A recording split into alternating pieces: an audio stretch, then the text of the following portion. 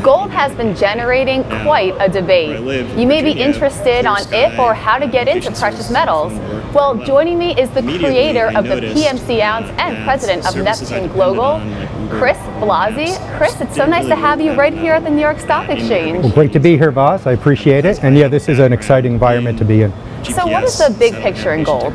Okay, we have always taken the position, and actually it has been playing out from many years ago, that gold entered a secular bull market that began in 2001. And like all secular bull markets, the pattern is one big up leg, a pullback retracement multi-year leg, and then the third leg, which we believe we just started began the third year of that. And you know, we know that secular bull markets, that third leg is always the most exciting and robust and gives the biggest returns. So we're quite excited. Wow, sounds it. Now you created a blended return. It's not an ETF. It does include gold. What else is in this product and how does it work? Sure, it's called the Precious Metals Composite, and that's exactly what it is. It's ownership of 4 of the precious metals, and it's logically weighted, and that consists of gold, silver, platinum, and palladium. But what's exciting is we took the best of what we call 2 worlds, right? The ease of trade of an ETF, but actually the direct ownership of the physical bullion that's vaulted, and the client actually has a storage account. So it trades in real time, it's completely liquid, it's all backed by what they call LBMA and COMEX and NYMEX approved bars, and it's the return is giving a blended return of the 4 metals, and what that has done is it mitigates the volatility that's inherent if you're in just 1 or 2 of the metals, like silver. Yeah, you mentioned silver, which has been deemed quite volatile, especially since 2012. So what do you say to those that throw shade on silver? Sure, so we believe silver does have a very bright future. There's going to be some great years ahead of it, but it has been and will always be a volatile metal. And so, you know, people have experienced this. There's a lot of dispirited investors who piled in 2011 and 12 when it was in the 30s and the high 40s. You know, they were under the belief that it was imminent, it was running to 100. We're back at 17 now.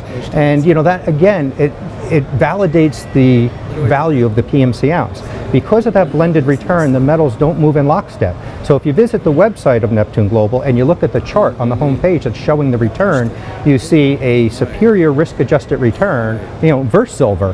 And that's because people aren't aware metals like palladium have been doing tremendously well in years when the other metals have been a little bit flat to down. Well, talk about volatility. Bitcoin has been generating a lot of buzz, such a hot topic.